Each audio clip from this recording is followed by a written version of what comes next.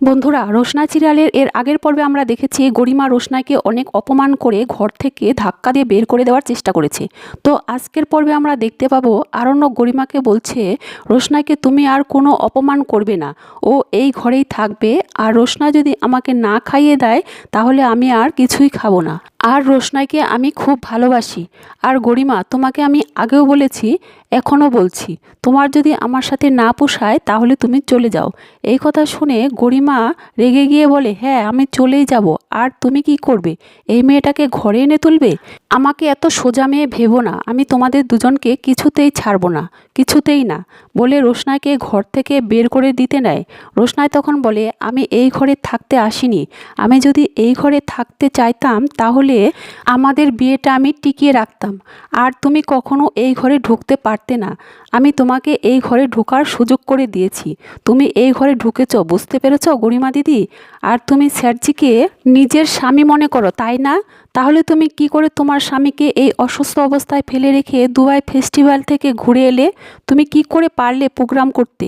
তুমি কি পরে যেতে পারতে না? তোমার স্বামীকে তো ডক্টর অবজারভেশনে রাখতে বলেছিল। তোমার স্বামীকে দেখার দায়িত্ব কেন অন্য মেয়েকে নিতে হলো? ওনার এই অসুস্থ অবস্থায় কেন তুমি ছিলে না? উত্তর দাও। জাহ্নবী বলে, মেয়েটাকে তো আর সহ্য করা যাচ্ছে না। আরণ্যকের বাবাও রোশনাকে যা না তাই বলে অপমান করতে থাকে। রোশনাইও চুপ করে বসে থাকার মেয়ে নয়। রোশনাই বলে, আপনারা স্যারজির বাবা মা বলে আমি এতদিন চুপ করেছিলাম, আজ আর আমি চুপ করে থাকতে পারবো না। আসলে আপনারা স্যারজির মা বাবা হওয়ার যোগ্যই নন। আরণ্যকের মা বলে, বাদশা, তোমার সামনে একজন বাইরের মেয়ে হয়ে তোমার মা বাবাকে অপমান করছে আর তুমি চুপ করে বসে আছো? আরণ্যক বলে, তোমরাও তো রোশনাইকে কম অপমান করছো না। গরিমা বলে, তোমার খুব গায়ে লাগছে না? আরণ্যক বলে, শুধু গায়ে লাগছে না, আমার লজ্জাও লাগছে। রোশনাই এরপর আরণ্যকের সোপটা খাওয়াতে চাইলে গরিমা খাওয়াতে দেয় না। আরণ্যক গরিমাকে পরিষ্কার করে জানিয়ে দেয়, রোশনাই না খাওয়ালে কিছু খাবে না। গরিমা আরণ্যককে খাওয়াতে চায়, তখন আরণ্যক বলে, তুমি যে দুবাই গিয়েছিলে তখন তোমার মনে ছিল না আমি অসুস্থ অবস্থায় কিভাবে খাবো, কি করব? গরিমা বলে, কেন? বাড়িতে তো তোমার মা বাবা সবাই ছিল, তাও তোমার ওই রোশনাইকে দরকার পড়লো? আরণ্যক বলে, সবাই ছিল, তুমিও ছিলে, তবুও একটা কথা মনে রেখো, তোমরা কেউ রোশনাই নও। এরপর আরণ্যক রোশনাইকে নিজের কাছে এসে বসতে বলে আর বলে স্যুপটা খাওয়াতে। তখন রোশনাই সবার সামনে আরণ্যককে স্যুপটা খাওয়াতে থাকে। এরপর দেখায় রোশনাই শুটিং করতে চলে যায়। আর শুটিংয়ের ফাঁকে আদিত্য রোশনাইকে জিজ্ঞাসা করে আরণ্যকের বাড়িতে রোশনাই ভালোভাবে থাকতে পারছে কিনা। রোশনাই বলে, এই তো অপমানের মধ্যে দিয়ে চলে যাচ্ছে। আদিত্য বলে, তুমি কিন্তু এত অপমান রিজার্ভ করো না। রোশনাই বলে, এত অপমান আমি কেন সহ্য করি সেটা তো আপনি ভালো করেই জানেন। আদিত্য বলে, হ্যাঁ আমি জানি তুমি আরণ্যককে খুব ভালোবাসো, তাই বলে ওরা তোমাকে এত অপমান করবে এটা কিন্তু ঠিক না। রোশনাই বলে, জানেন আদিত্য, আগে আমাকে কেউ অপমান করলে আমি চুপ করে থাকতাম, কিন্তু এখন আমাকে কেউ অপমান করলে আমি আর চুপ করে থাকি না, পাল্টা উত্তর দিই। আর ভাবি আমি কি করে এত পাল্টে গেলাম। আমি চাইলে সম্পর্কটা টিকিয়ে রাখতে পারতাম ঠিকই, কিন্তু আমি সব কিছু হেলায় ছেড়ে দিয়েছি। আমি চাইছিলাম স্যারজি গরিমা দিদিকে নিয়ে সুখে থাকুক, তাই আমি অনেক দূর চলে গিয়েছিলাম। কিন্তু আমি মন প্রাণ দিয়ে চেষ্টা করব, আমি যেখানেই থাকি না কেন স্যারজি যদি কখনো কোনো দিন বিপদে পড়ে তাহলে তখন আমি স্যারজির পাশে থাকব।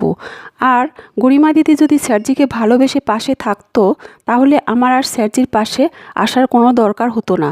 এইসব কথা শুনে আদিত্য রোশনাইকে বলে, আরণ্যকের সাথেই তুমি থাকো। কিন্তু রোশনাই বলে, আমি একটা মেয়ে হয়ে আরেকটা মেয়ের সংসার ভাঙতে পারবো না। আর আমি চাই স্যারজির থেকে অনেক দূরের আকাশে তারা হয়ে থাকতে। এমন সময় ডিরেক্টর এসে আদিত্য আর রোশনাইকে বুঝিয়ে দেয় শুটিংয়ে কিভাবে শট নিতে হবে। এরপর শুটিং শুরু হয়ে যায়। আদিত্যকে রোশনাই আরণ্যক ভেবে শুটিং করতে থাকে। অন্যদিকে জাহ্নবী, আরণ্যকের মা আর গরিমা চা খেতে খেতে গল্প করতে থাকে। গরিমা বলে, রোশনাই গরিমার সাথে যে ব্যবহার করেছে তার জন্য ওর মা রোশনাইকে ছেড়ে দিবে না। আরণ্যকের মা জাহ্নবীকে বলে, রোশনাইয়ের কথা যদি কেউ জিজ্ঞাসা করে তাহলে শুধু বলবে রোশনাই শুটিংয়ে গেছে, এছাড়া আর কিছু বলবে না। আর সুরঙ্গমা রোশনাইয়ের জন্য যে প্ল্যান করেছে সে প্ল্যানটা যদি সাকসেস হয় তাহলে আরণ্যকের মা মন্দিরে গিয়ে পুজো দিয়ে আসবে। অন্যদিকে দেখায় রাজেশ প্রোডাকশনের সেই ছেলেটিকে মানে রোশনাইকে মেরে ফেলার জন্য যার সাথে প্ল্যান করেছিল সেই ছেলেটিকে ফোন করে খবর দিতে বলে। ছেলেটি রোশনাইকে গিয়ে বলে, ম্যাডাম আপনার বাড়ি থেকে ফোন এসেছিল ম্যানেজার সাহেবের কাছে, আরনক স্যার নামে একজন সিঁড়ি থেকে পড়ে গিয়ে অজ্ঞান হয়ে গেছে। এই কথা শুনে রোশনাই তাড়াতাড়ি বাড়ি যেতে চায়, আদিত্য নিয়ে যেতে চায়, কিন্তু ডিরেক্টর আদিত্যকে যেতে বারণ করে বলে ছেলেটি যেহেতু প্রোডাকশনেরই একজন তাই ওকে বলে তুমি আমার গাড়ি নিয়ে ম্যাডামকে পৌঁছে দিয়ে তাড়াতাড়ি আসো। এরপরে দেখায় রাজেশ ড্রাইভার ছদ্মবেশে রোশনাইকে নিয়ে যাচ্ছে গাড়ি করে। কিছু দূর যাওয়ার পর রোশনাই বলে, আপনি গাড়ি কোথায় নিয়ে যাচ্ছেন? আমরা তো ভবানীপুরের দিকে যাব। ড্রাইভার বলে, আপনি চিন্তা করবেন না, আমরা আপনাকে ঠিক জায়গায় নিয়ে যাব। এরপর হঠাৎ করে রোশনাইয়ের চোখ পড়ে গাড়ির আয়নার মধ্যে। তারপর সে বুঝতে পারে গাড়ির ড্রাইভার সেজে বসে আছে রাজেশ। তখন রোশনাই বুঝে ফেলে রাজেশ হয়তো কোনো ছক করেছে তাকে মেরে ফেলার। তখনই রোশনাই চিৎকার করে বলতে থাকে, হেল্প হেল্প। তখনই ওই ছেলেটি রোশনাইয়ের মুখে নাকে অজ্ঞান হওয়ার স্প্রে করে। রোশনাই অজ্ঞান হয়ে পড়ে যায়। এরপর দেখায় রাজেশ আর ওই ছেলেটি রোশনাইকে গাড়িতে রেখে গাড়িটি জলের মধ্যে ফেলে দেয়। তো বন্ধুরা, এর পরের আপডেট পাওয়ার জন্য অবশ্যই আমার সাথে থেকে আমার চ্যানেলটিকে সাবস্ক্রাইব করো।